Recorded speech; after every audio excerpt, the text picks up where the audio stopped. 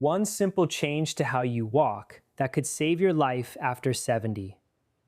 What if you were told that the single most profoundly effective action you could take today to significantly reduce your risk of falling, an action more impactful than any specialized balance gadget, any high grip sock, or even the strategically placed bathroom handrail, isn't something you need to purchase, install, or even a brand new complex exercise regimen?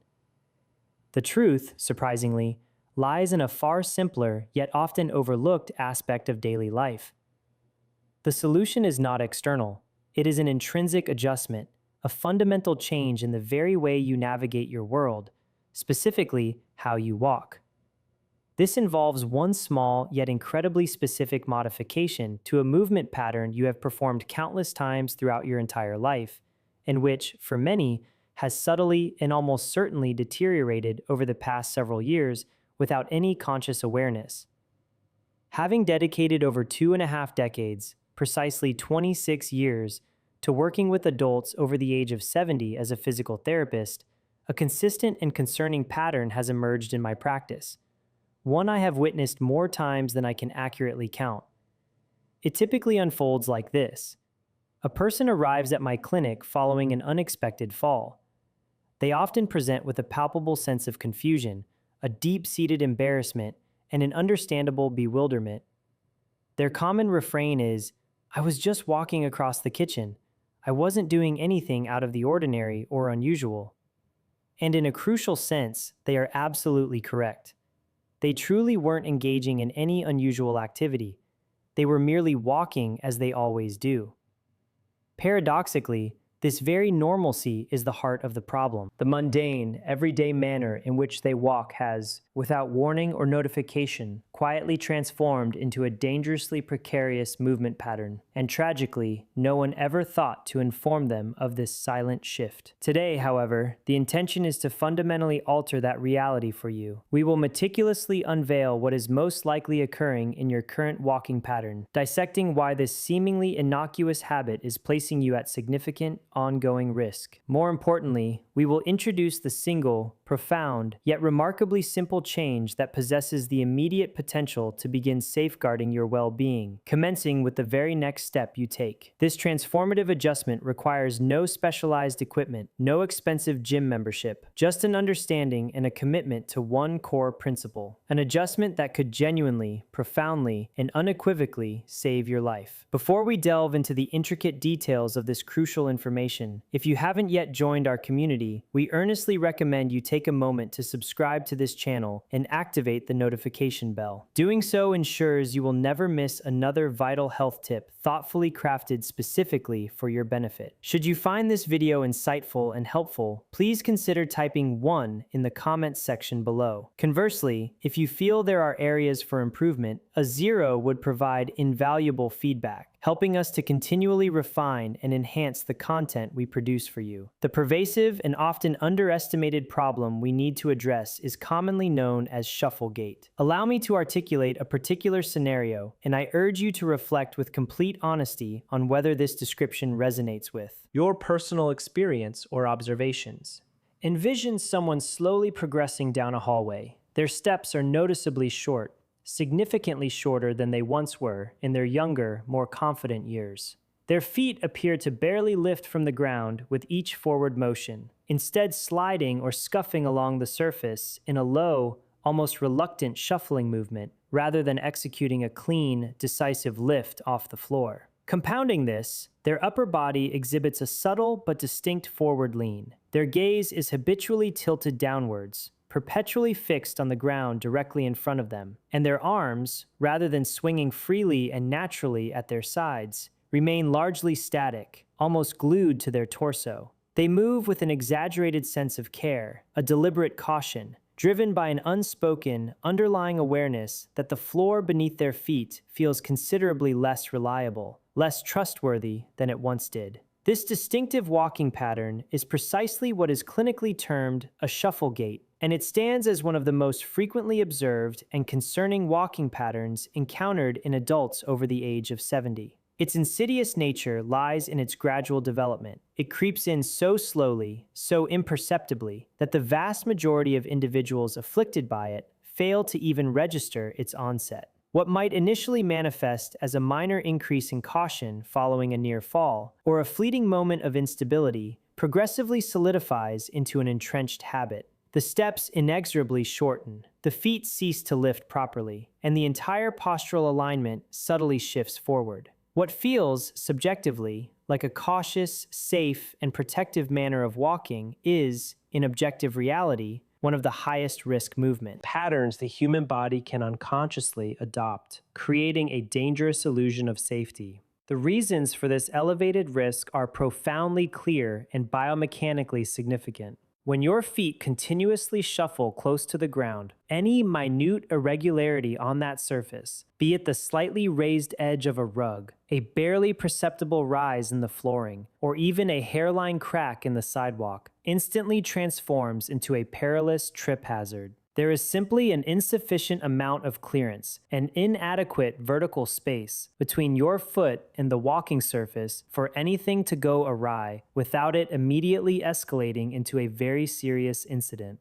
Furthermore, because your steps are already abbreviated and your body weight is habitually pitched forward, the precise moment your toe unexpectedly catches on something, your body is granted neither the precious time nor the necessary spatial allowance to effectively recover its balance. The fall then occurs with terrifying swiftness, often before you can even consciously process the sensation of falling or initiate any protective reflex. Beyond the immediate mechanical hazard, shuffle gait also serves as a critical indicator of deeper, underlying physiological changes. It signals that the crucial muscles primarily responsible for actively lifting your legs, specifically your hip flexors, your glutes, and your core musculature, have progressively weakened due to chronic underuse. Concurrently, the vital neurological connection, the intricate communication pathway between your brain and your legs, has slowed down and become less efficient. This diminished neuromuscular coordination exacerbates the problem, impairing your body's ability to react swiftly and appropriately to unexpected disturbances in balance.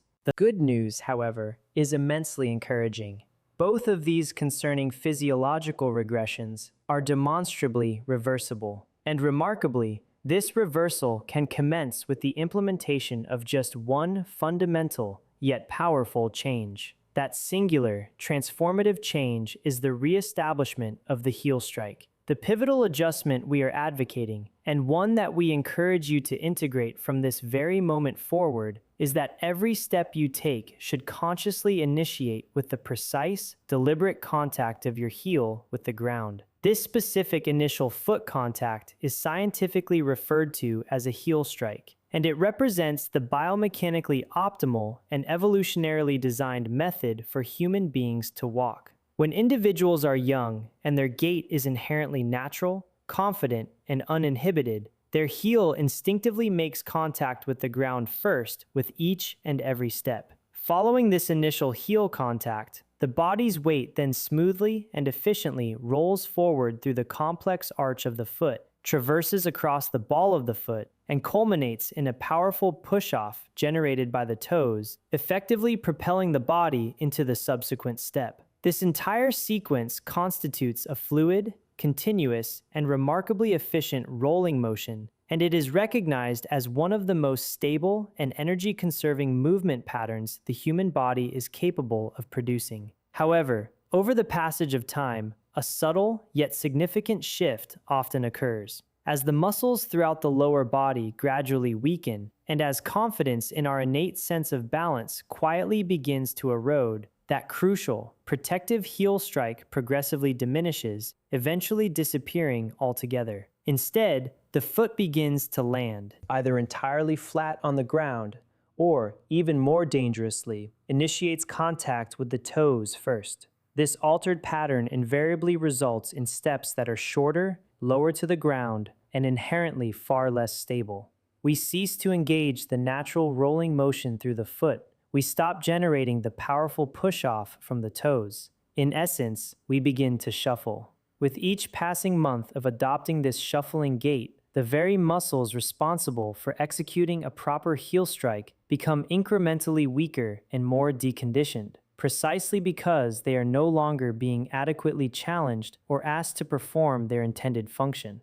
It becomes a vicious cycle of disuse leading to decline. So, what does the practical application of correcting this vital aspect of your gait actually entail? The reality is that it is far simpler and more intuitive than you might initially anticipate. With every single step you take, the conscious intention should be to extend your heel slightly forward, merely a few inches more than what might feel habitual or normal, allowing it to be the first part of your foot to make firm, deliberate contact with the ground.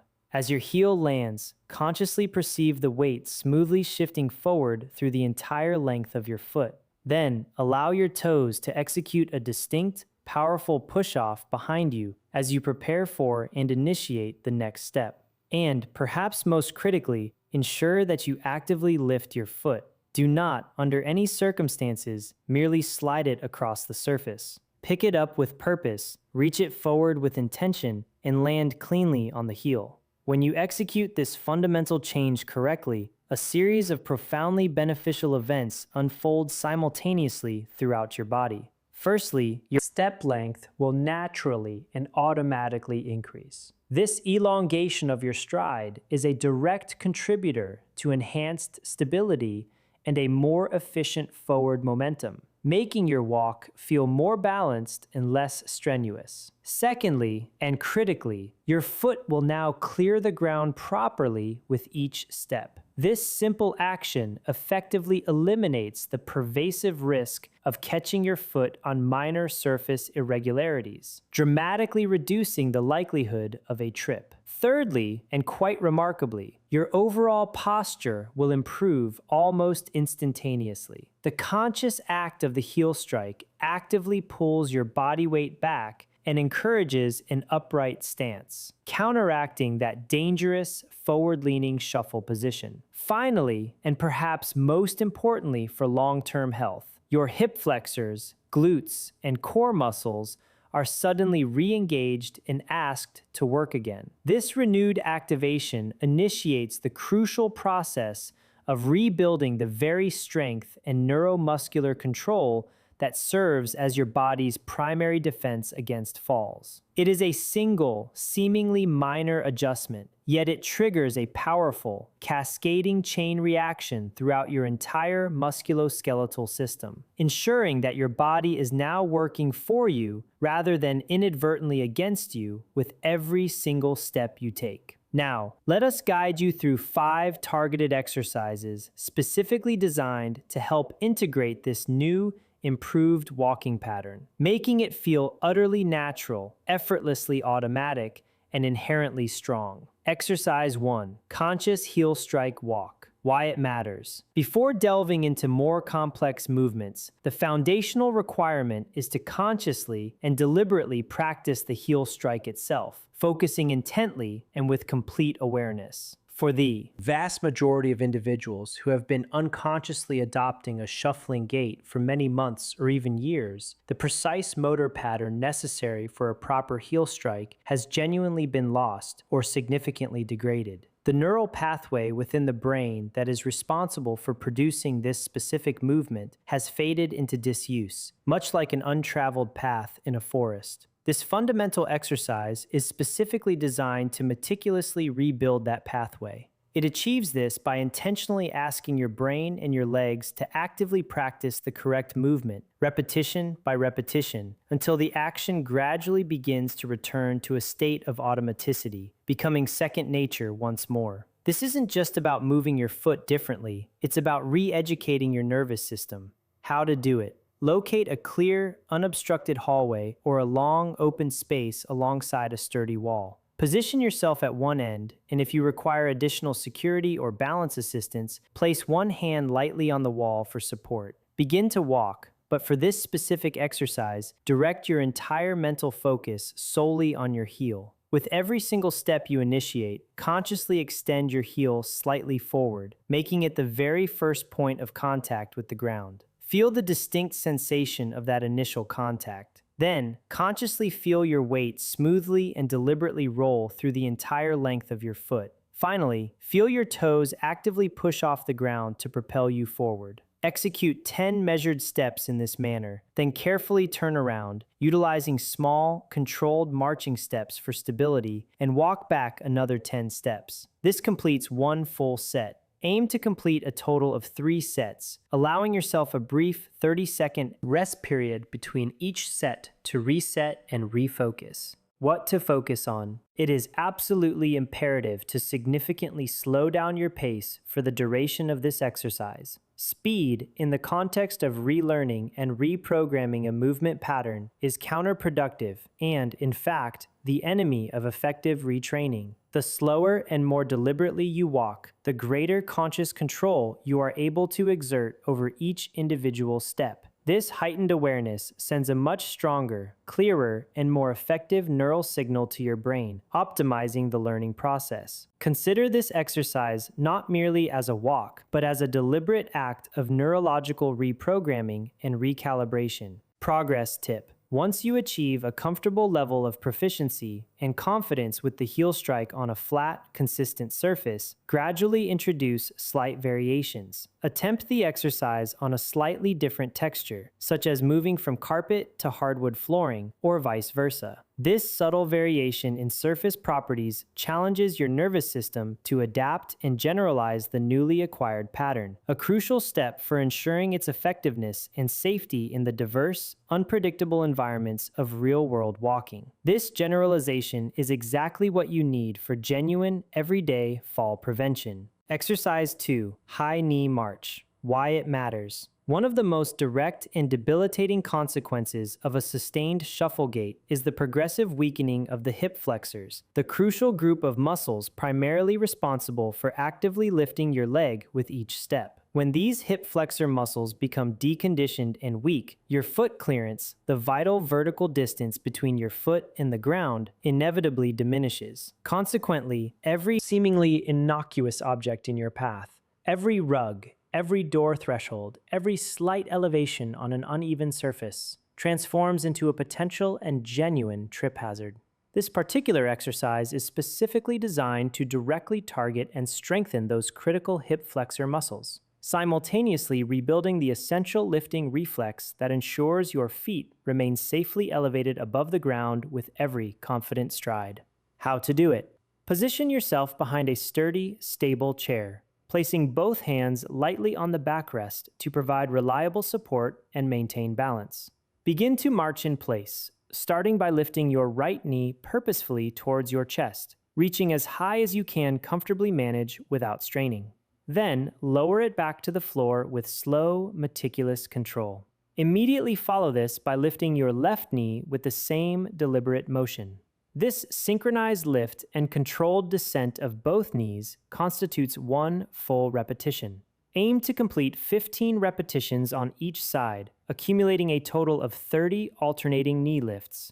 Maintain a slow, deliberate, and controlled pace throughout the exercise. The lifting motion should feel engaged but not strained. If it feels excessively easy, it's likely an indication that you are not elevating your knee high enough to fully engage the hip flexors. What to focus on? Throughout the entire duration of the exercise, consciously strive to maintain a tall, upright posture. It is crucial to avoid leaning your upper body backward as your knee ascends. The work should be concentrated in the hip and thigh, not compensated for by spinal movement.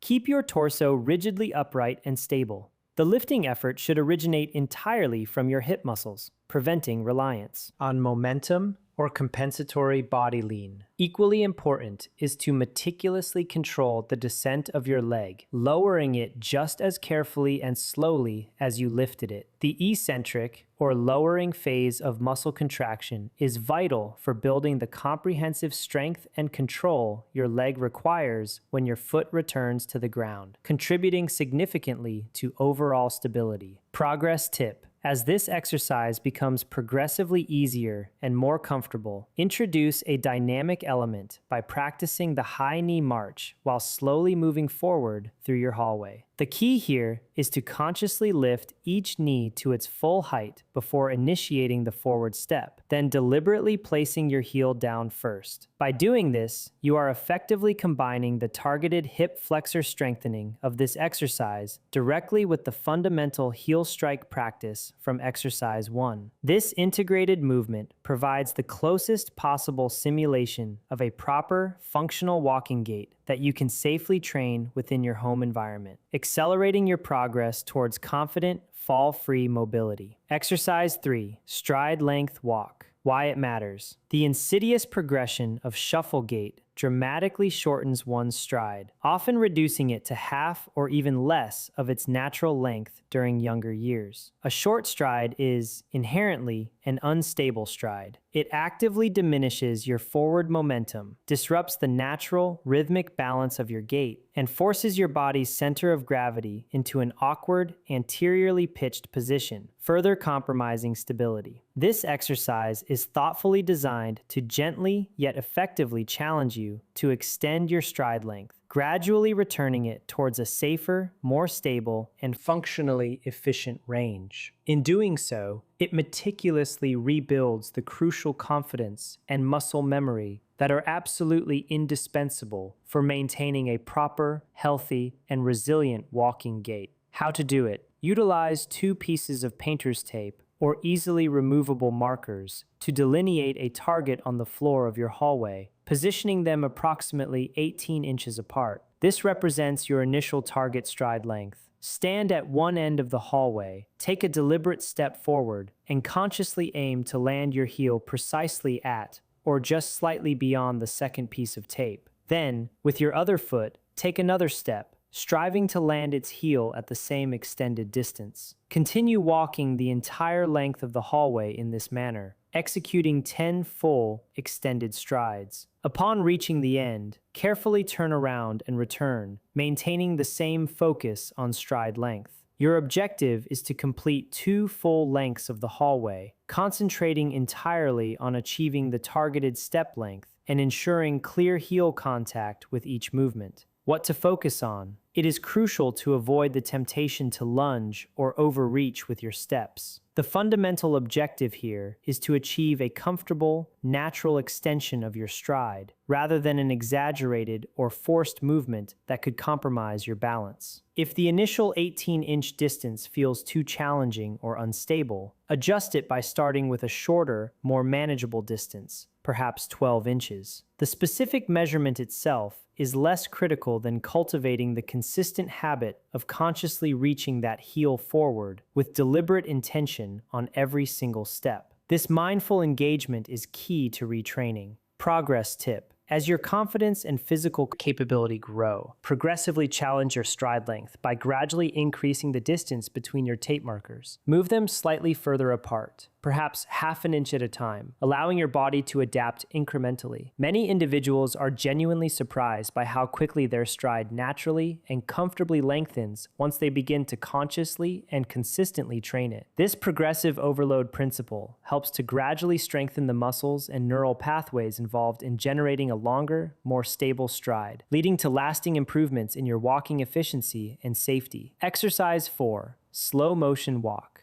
Why it matters. The rapid pace of everyday life, and consequently, our normal walking speed, is frequently where proper walking mechanics tend to break down or become compromised. When we walk quickly, or even at our usual habitual pace, our bodies often default to relying heavily on ingrained habits and passive momentum, rather than actively engaging conscious muscle control and precise coordination. For someone who is in the process of rebuilding and recalibrating a safe and efficient walking pattern, speed is a significant impediment. The slow motion walk is specifically designed to entirely remove speed from the equation, compelling every single muscle actively involved in the complex act of walking to engage independently, deliberately, and with full conscious control. This exercise stands as one of the most profoundly powerful neurological training tools available for the meticulous relearning and refinement of safe and controlled movement. By breaking down the complex motor pattern into its most fundamental components. How to do it. Position yourself at one end of your chosen hallway. Initiate walking at the absolute slowest pace you can physically manage to maintain with control. The goal is to move so deliberately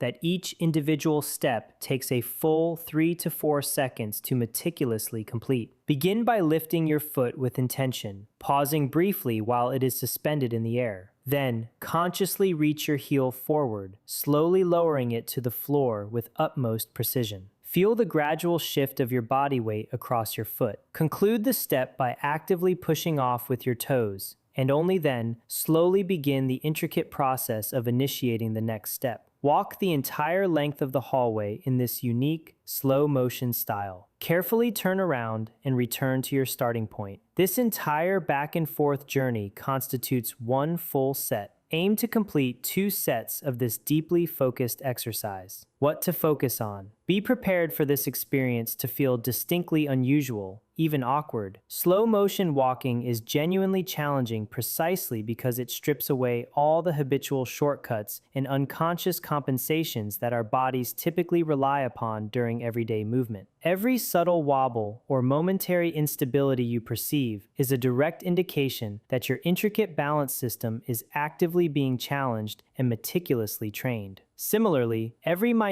correction your ankle or foot makes in response to these wobbles signifies your nervous system diligently rebuilding its responsiveness and refining its intricate feedback loops. Embrace this inherent difficulty. It is not a sign of failure, but rather the very essence and purpose of the exercise, signaling profound neurological adaptation. Progress tip. Once you achieve a sense of steady confidence and feel adequately supported near a wall, consider introducing an advanced challenge. Try closing your eyes for 2 or 3 consecutive slow motion steps. This dramatically intensifies the proprioceptive challenge, forcing your body to rely entirely on internal feedback mechanisms rather than visual cues. This heightened sensory deprivation significantly accelerates the neurological adaptation you are meticulously building, further enhancing your body's intrinsic awareness of its position and movement in space, a critical component of advanced balance and fall prevention. Exercise 5. Obstacle step over. Why it matters. While the controlled, predictable environment of a hallway provides an excellent starting point for retraining, real life is, by its very nature, replete with unexpected obstacles. Rugs, varying door thresholds, stray pet toys, cumbersome electrical cords, garden hoses, and countless other everyday items present constant potential trip hazards for individuals who exhibit a shuffle gait and diminished foot clearance. This exercise is specifically designed to comprehensively train both your brain and your legs to effectively detect an impending obstacle. Activate the necessary muscles to lift the foot sufficiently high to clear it with ample room, and then safely and confidently land on the opposing side. This sequence precisely mirrors the critical actions your body must instinctively execute, often in a mere fraction of a second, when confronted with the identical challenge in an unpredictable, real-life scenario. How to do it. Place a soft, lightweight, and easily identifiable object on the floor of your hallway. A rolled-up towel, a pool noodle, or a similar item works perfectly. The object should ideally be about 4 to 6 inches in height. Position yourself a few feet back from this obstacle, ensuring that a wall or a sturdy chair is readily within reach for immediate support if needed. Begin walking towards the obstacle at a normal, controlled, and comfortable pace. As you draw near, consciously lift your right foot with deliberate purpose, elevating it high enough to comfortably clear the obstacle with room to spare, and then confidently step over it. Immediately follow this by lifting your left foot and clearing the obstacle completely. Continue walking a few additional steps beyond the obstacle, then carefully turn around and return, stepping over the obstacle once more. Aim to complete 5 passes in each direction, totaling 10 deliberate stepovers. What to focus on. It is paramount to resist the urge to rush your approach to the obstacle. Instead, consciously slow down slightly as you draw close to it. The key is to pick your foot up early, well before your foot physically reaches the object, initiating a conscious, confident, and purposeful step. The overarching goal of this exercise is to systematically train your brain to recognize an obstacle proactively, respond to it in advance with appropriate motor planning, and execute the necessary clearance with precise control, rather than reacting in a state of panic or hurried improvisation. This anticipatory action is vital for safety. Progress tip. Once this exercise feels comfortably easy and routine, begin to introduce variations to progressively challenge your system. Try altering the height of the obstacle, making it slightly higher one week, or introducing an object with a different texture the next. Additionally, you can practice stepping over the obstacle while simultaneously carrying something light in one hand, such as a small book or a cup. This subtle addition provides a more accurate and realistic simulation of how real-life trips often occur, when our hands are not always free to assist with balance or recovery, thereby significantly enhancing the practical applicability of your training. Important safety warning. Before you conscientiously embark on practicing any of these prescribed exercises, it is absolutely imperative that you take this safety warning with the utmost seriousness, as your well-being is of paramount importance. If you have recently undergone a hip or knee replacement surgery, if you are currently being treated for conditions such as plantar fasciitis or any other heel-related ailment, or if your medical doctor has explicitly advised you to avoid weight-bearing exercises, you must, without exception, consult with your physician or a qualified physical therapist before attempting any of these movements. Some of these exercises may necessitate specific modifications to align with your unique health situation and ensure your safety. Always, without exception, practice these exercises in a secure environment, ideally near a sturdy wall, a stable countertop, or a robust chair that can provide immediate support. Never, under any circumstances, rush through these exercises. Deliberate, controlled movements are key. Ensure you wear appropriate non-slip footwear, or alternatively, perform the exercises barefoot on a safe, non-slippery surface. Crucially, if at any point during your practice you experience sharp pain, a sensation of dizziness, or anything that simply does not feel right or comfortable, stop immediately. There is no movement or exercise here that is worth risking your personal safety over. Progress at your own comfortable pace, always listening intently to your body, trusting it to communicate when it is ready for more. Challenge or progression. Respecting your body's signals is the cornerstone of safe and effective rehabilitation. Closing thoughts on holistic well-being. Over the preceding minutes, we have thoroughly explored how the unsettling sensations of numbness and tingling in the legs and feet, often experienced after the age of 70, are not, contrary to popular belief, an inevitable or permanent aspect of aging that one must simply accept. Instead, the journey towards alleviating these discomforts and enhancing overall lower limb function begins with the gentle but persistent reawakening of the smallest yet profoundly important muscles, those nestled within your toes, the intricate arches of your feet,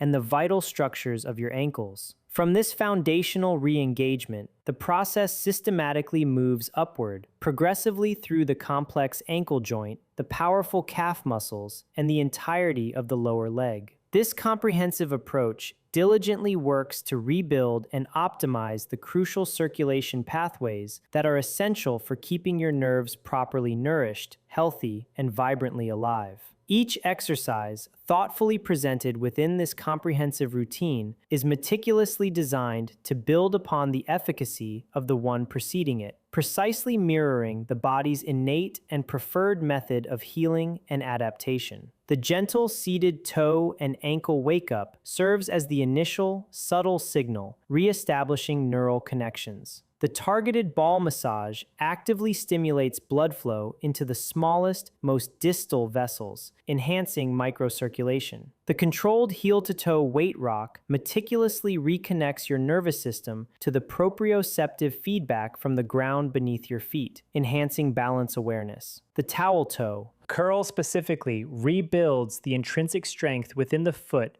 that many individuals silently lose over years of disuse, often without realizing it. Finally, the controlled heel raise integrates all these foundational elements into one cohesive, functional movement that your body can reliably depend on day in and day out for stability and support. When these carefully selected exercises are practiced, not necessarily with unattainable perfection, but rather with consistent and dedicated regularity, the resulting physiological changes are undeniably real, tangible, and remarkably lasting. The bothersome nighttime tingling that frequently disrupts sleep begins to perceptibly ease. The pervasive morning numbness that makes those crucial first steps feel uncertain and precarious resolves more quickly, allowing for greater confidence. The heavy, disconnected sensation often experienced in the feet gradually gives way to a profound feeling of being more grounded, more connected to solid earth beneath you once again. Crucially, improvements in circulation are achieved not through strenuous intensity or high-impact workouts, but rather through the patient application of consistent effort and mindful repetition. Small, precise movements performed daily send a much clearer, more consistent, and ultimately more effective message to the nervous system than aggressive, high-intensity workouts undertaken only once a week. The human body is exquisitely designed to respond to what it is regularly reminded of every single day, and these exercises serve as that essential daily reminder of its inherent capacity for strength and resilience. The long-term benefits derived from this dedicated practice extend far beyond mere physical comfort or the alleviation of specific symptoms. Healthy, robust nerve function and strong, efficient leg circulation are direct and powerful protectors of your balance system. They actively work to reduce the pervasive and often debilitating fear of falling that so quietly, yet insidiously, erodes confidence and independence from countless older adults. These improvements collectively preserve your invaluable ability to perform essential daily tasks, such as walking to your mailbox with ease, confidently climbing your own stairs, joyfully playing with your grandchildren without apprehension, and moving through the rich tapestry of daily life without the constant, nagging worry or internal question of whether your legs will reliably hold you upright. That profound sense of independence and self-reliance is not merely a small, incidental benefit. It is, in the truest sense, everything. Aging, fundamentally, does not signify a surrender of control over how your body feels, functions, or experiences the world. Rather, it represents an ongoing journey of learning which specific movements and physical demands your body truly needs at this particular stage of life, and then consciously choosing to incorporate those movements into your daily routine with meticulous care and unwavering intention. These exercises are precisely that choice. They are simple in their execution, inherently safe when performed correctly, and powerfully effective in ways that accumulate meaningfully over weeks and months, culminating in significant, life-enhancing results. Now, we are genuinely eager to hear from you, our valued audience. Does your experience with numbness and tingling tend to be worse at night, during the day, or perhaps after extended periods of sitting? Please share your insights by leaving a comment below, including your age and the geographical location from which you are watching. Your personal experience might very well be precisely what another viewer needs to hear and relate to today, fostering a sense of community and shared understanding. If you found this video to be helpful and enjoyable, please express that by commenting with the number 1. Conversely, if you feel there are areas where we could enhance our content, please feel free to comment with 0. Your constructive feedback is incredibly important to us and vital for our continuous improvement. And finally, please don't forget to like this video, share it with anyone you believe might benefit, and subscribe to our YouTube channel for more empowering and informative content like this. Thank you sincerely for watching, and here's to a life lived fully, actively, and on your own terms.